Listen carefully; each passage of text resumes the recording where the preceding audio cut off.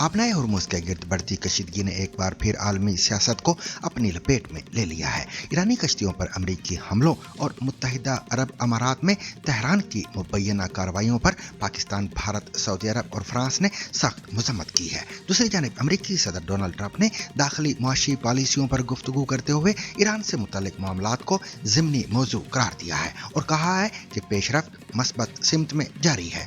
It's working out very nicely. They have no navy, they have no air force, they have no anti-aircraft equipment, they have no radar. Iran कहता है कि उसने 2 अमरीकी जहाजों को hit किया है, जबकि सेंटकॉम कहती है कि ऐसा कुछ हुआ ही नहीं। सच क्या है, सिफारतकार बोला। इंडिपेंडेंट अगर इतलात आप सारी देखें जो मैंने जब चेक की हैं तो उस चीज की कंफर्मेशन नहीं होती।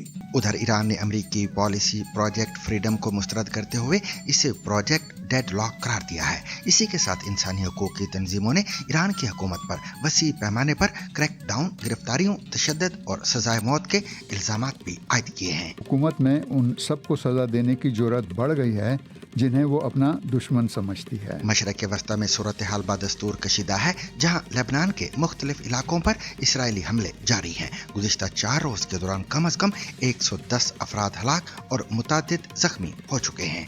चीन के सूबे हुनान में आतिशबाजी का सामान बनाने वाले एक कारखाने में धमाके के नतीजे में 21 अफराद हलाक जबकि 61 जख्मी हो गए हैं। पाकिस्तान में खैबर पख्तूनख्वा के जिला चारसदा में नामालूम अफराद की फायरिंग से जमीयत उलमाए इस्लाम फे के सूबाई सरपरस्त मौलाना मोहम्मद अदरीस को कत्ल कर दिया गया है। भारतीय वज़ीर आज़म मोदी मगरबी बंगाल इलेक्शन में तारीखी फतह हासिल करने में कैसे कामयाब हुए और मगरबी बंगाल में खातून रहनुमा ममता बनर्जी का इक़्तिदार 15 साल बाद शिकस्त के दिहाने पर कैसे पहुंचा।